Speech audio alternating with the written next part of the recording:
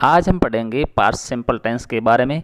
मैं हूं अर्चन राम, सीनियर टीचर इंग्लिश आपके साथ। अगर आप इस चैनल पर पहली बार आए हैं तो सबसे पहले लाइक, सब्सक्राइब और बेल आइकन दबा दीजिए ताकि आपको नई नई वीडियो सबसे पहले प्राप्त हो सके और आप नई नई जानकारी प्राप्त कर सकें। इसके साथ ही शुरू करते हैं आज का लेसन, पास्ट इंडेफिनिट टेंस या पास्ट सिंपल टेंस।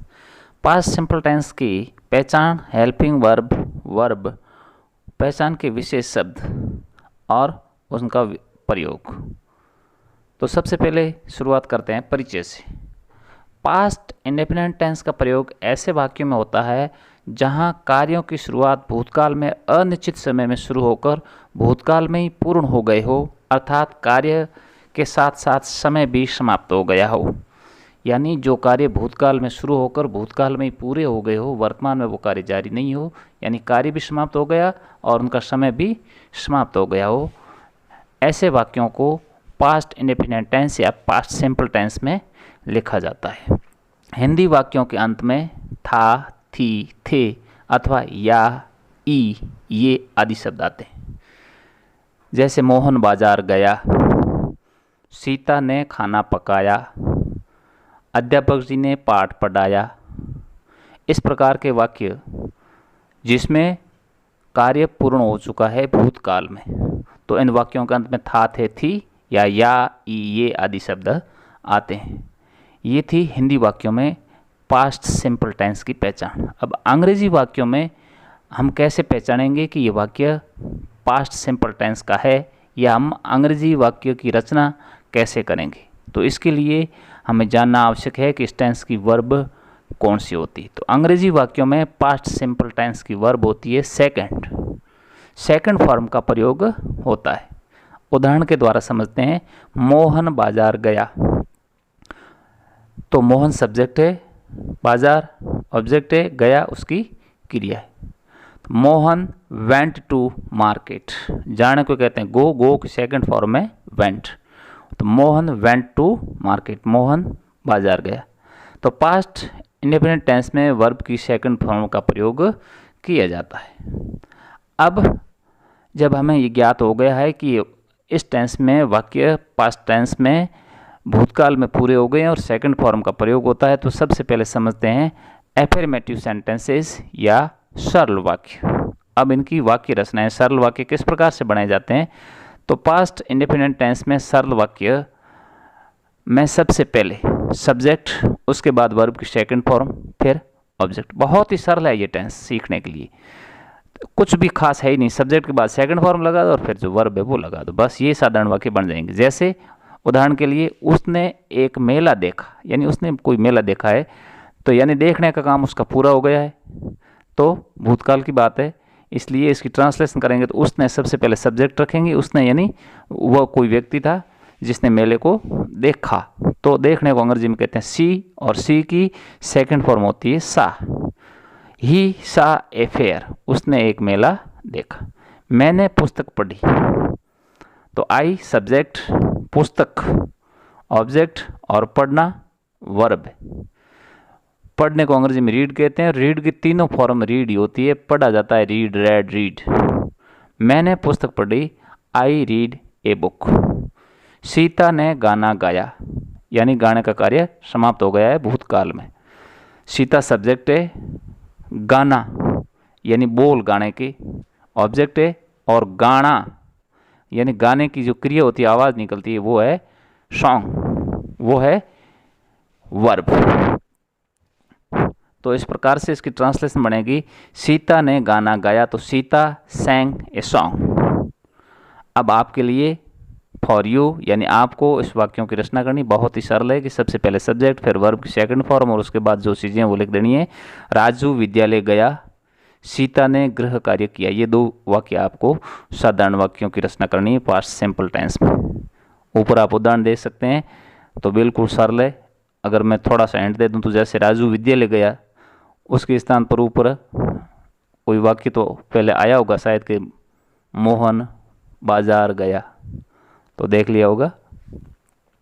अगले प्रकार का वाक्य नेगेटिव सेंटेंसेस यानी नकारात्मक वाक्य, बहुत ही सरल है। अब तक आपने 4 टेंस जो पिछले वीडियो में मैंने आपको पढ़ाए हैं, तो उससे पता चल गया होगा कि नेगेटिव वाक्यों में नॉट आता है। तो सरल जो वाक्य होते हैं उसके साथ में अगर नॉट जोड़ दें तो क्या हो जाएगा, नेगेटिव वाक्य। तो पास्ट सिंपल टेंस के नेगेटिव वाक्यों में सबसे पहले सब्जेक्ट, उसके बाद डिड नॉट, यानी डिड हेल्पिंग वर्ब है और डिड के साथ नॉट जोड़ना है, फिर वर्ब की फर्स्ट फॉर्म आएगी, फिर ऑब्जेक्ट। यहाँ ध्यान देने योग्य यह बात है, ये पास्ट सिंपल टेंस एक ऐसा टेंस है जिसमें वर्ब की फर्स्ट और सेकंड दोनों फॉर्मों का उपयोग किया जाता है। अगर वाक्य साधारण होते हैं तो सेकंड फॉर्म आती है, और अगर वाक्य नेगेटिव हो तो वहाँ पर डिड आएगी हेल्पिंग वर्ब, और डिड के साथ नॉट, यानी जहाँ पर डिड और नॉट है वहाँ पर वर्ब की फर्स्ट फॉर्म का प्रयोग है। ये विशेष ध्यान देने योग्य बात है। अब इस स्ट्रक्चर को देखते हुए, वाक्य रचना को देखते हुए हम वाक्यों की रचना करना सीखते हैं। जैसे पहला वाक्य लेते हैं कि तुम बाजार नहीं गए। तुम सब्जेक्ट, बाजार ऑब्जेक्ट, नहीं गए तो नहीं शब्द नेगेटिव के वाचक, और गए यानी जाने का भूतकाल रूप गए। तो सबसे पहले सब्जेक्ट रखेंगे यू, फिर हेल्पिंग वर्ब डिड के साथ में नॉट, यू डिड नॉट। जाने को गो कहते हैं तो क्योंकि फर्स्ट फॉर्म ही आएगी इसलिए गो। कहाँ नहीं गए, बाजार, तो टू मार्केट। इस प्रकार वाक्य बन गया you did not go to market.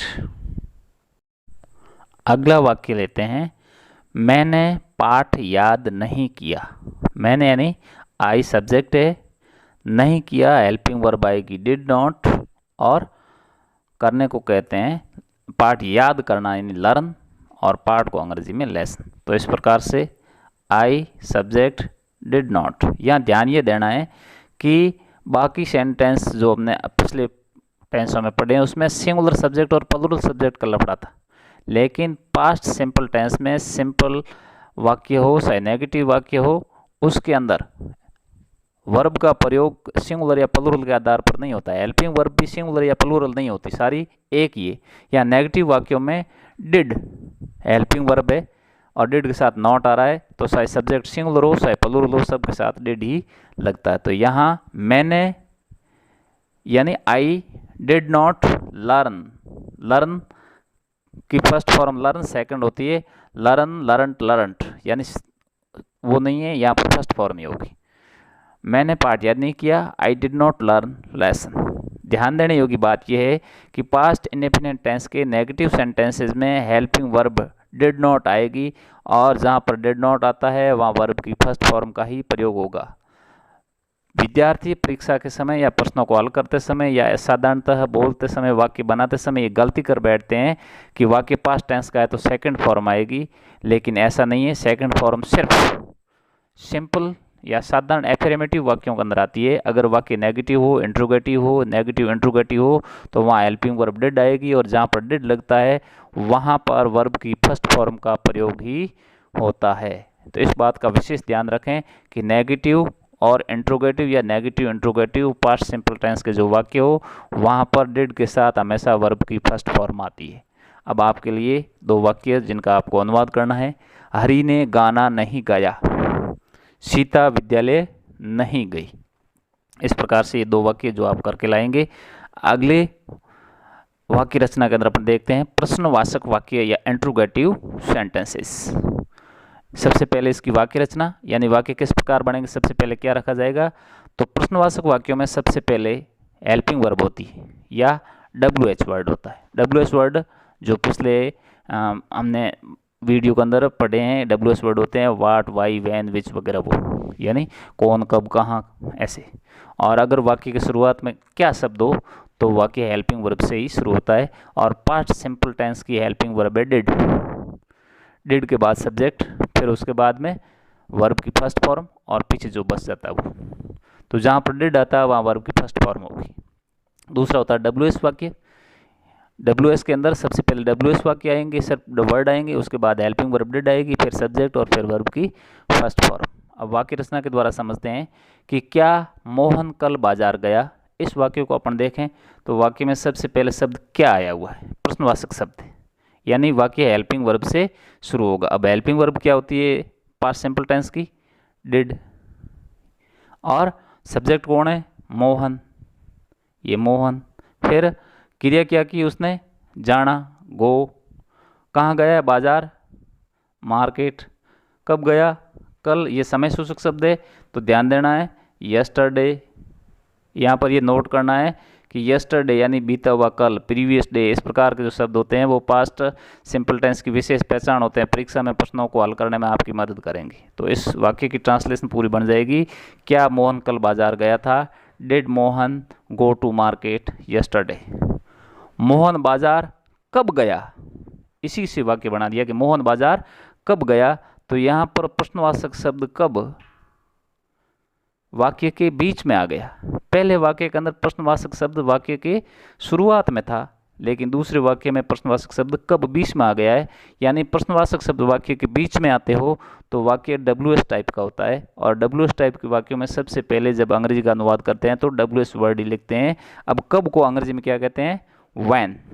तो सबसे पहले लिखेंगे व्हेन, फिर helping verb did, subject Mohan, verb go और ऑब्जेक्ट मार्केट। इस प्रकार से ट्रांसलेशन बन जाएगी when did Mohan go market, यानी मोहन बाजार कब गया।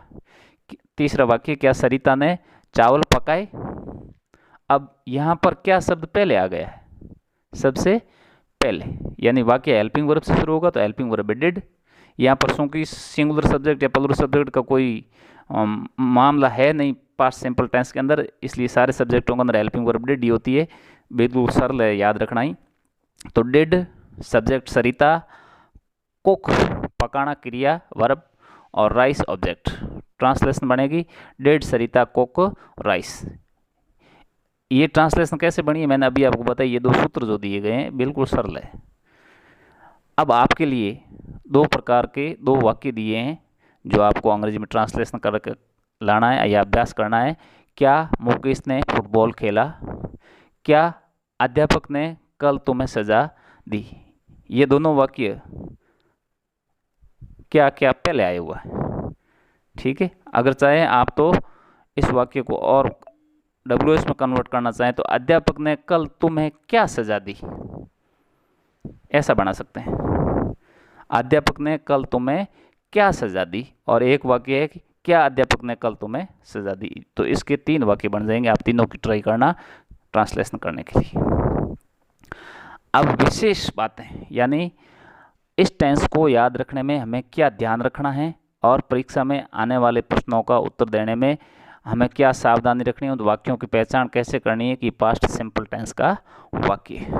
तो पास्ट एक्शंस, ऐसे वाक्य जिसके अंदर पास्ट एक्शंस यानी भूतकाल की क्रिया हो और जिसमें कार्य समाप्त हो गया हो या कार्य समाप्त होने के समय का भाव निहित हो। जैसे शब्द हैं एगो यानी पहले, यस्टरडे यानी बीता हुआ कल, last day, last month, last year यानी सारी भूतकाल की बात, प्रीवियस डे यानी पहले वाला दिन, आज से पहले वाला दिन। इस प्रकार के शब्द आते हैं अंग्रेजी वाक्यों के अंदर। जैसे एगो, अपना एगो का उदाहरण ले तो मैं आपको एक वाक्य बना के बता देता हूँ। एगो यानी अर्थ होता पहले, long ago there lived a king, इस प्रकार के वाक्य। Long ago there lived a king, एक समय की बात है कि बहुत समय पहले एक राजा होता था, इस प्रकार से। यस्टरडे के उदाहरण अभी आए कि कल मोहन बाजार गया। लास्ट का अर्थ होता अंतिम, जैसे अपन कहते हैं कि पिछले साल कोविड के कारण परीक्षाएं आयोजित नहीं हुई, तो the examination not held last year, गत वर्ष परीक्षाएं आयोजित नहीं हुई। प्रीवियस डे पिछले दिन या कल। I did not went market previous day, यानी कल मैं बाजार नहीं गया। प्रीवियस डे होता है पहले वाला। इस प्रकार के एडवर्ब अंग्रेजी वाक्यों के अंदर प्रयोग में आते हैं। यहाँ पर एक वाक्य का उदाहरण भी दे दिया है कि long ago a king ruled over A state, बहुत समय पहले एक राज्य पर एक राजा शासन करता था। दूसरी शर्त होती है असंभावित शर्त वाले वाक्यों में, यानी वो शर्त जिसके पूरा होने की संभावना कठिन हो या कम हो, ऐसे वाक्य पास्ट सिंपल टेंस में होते हैं। जैसे if you worked hard you would पास, अगर तुमने कठिन मेहनत की होती, कड़ा परिश्रम किया होता तो तुम पास हो जाते, यानी न तो तुमने परिश्रम किया और न पास हो पाए। असंभव बात है क्योंकि समय बीत गया, बात करने से कोई मतलब है नहीं। पास होने का समय भी गया और मेहनत करने का समय भी गया, यानी भूतकाल हो गया। अगला, वर आई ए बर्ड आई वुड फ्लाई। अगर मैं पक्षी होता तो उड़ता, यानी हम मनुष्य हैं, पक्षी हो नहीं सकते, लेकिन ये असंभव शर्त है कि अगर ऐसा होता तो मैं ऐसा करता। तो इस प्रकार के असंभव शर्तें वाले वाक्य जो होते हैं उसके अंदर भी पास्ट सिंपल टेंस का प्रयोग किया जाता है। इस प्रकार से आज हमने पास्ट इंडेफिनिट टेंस या पास्ट सिंपल टेंस पढ़ा, जिसकी मुख्य मुख्य बातें ये रही कि इस टेंस में कार्य भूतकाल में समाप्त हो जाता है, क्रिया और समय दोनों भूतकाल में पूरे हो जाते हैं। वर्ब की साधारण वाक्यों के अंदर वर्ब की सेकंड फॉर्म का प्रयोग होता है। नेगेटिव इंट्रोगेटिव या नेगेटिव इंट्रोगेटिव में हेल्पिंग वर्ब डिड का प्रयोग होता है, और जिन वाक्यों में डिड आती है वहाँ वर्ब की फर्स्ट फॉर्म का उपयोग होता है। और विशेष पहचान के लिए कुछ शब्द है, last, yesterday, last, previous day, एगो आदि, ये जो एडवर्ब है ये वाक्यों के अंदर प्रयोग होते हैं। और असंभव शर्त वाले वाक्य जिनकी शर्तें पूरी होना संभव नहीं हो, वो भी भूतकालीन समय के, उनके लिए पास्ट सिंपल टेंस का प्रयोग होता है। इस प्रकार से हमने आज पास्ट सिंपल टेंस को समझा है। अब हम अगली वीडियो में मिलेंगे, लेकिन उससे पहले आप इस चैनल को सब्सक्राइब कर दीजिए ताकि आपको सबसे पहले मेरे द्वारा बनाए गए अंग्रेजी के अच्छे वीडियो, सरल भाषा में समझाई गई वीडियो सबसे पहले आपको मिल सके। Thank you.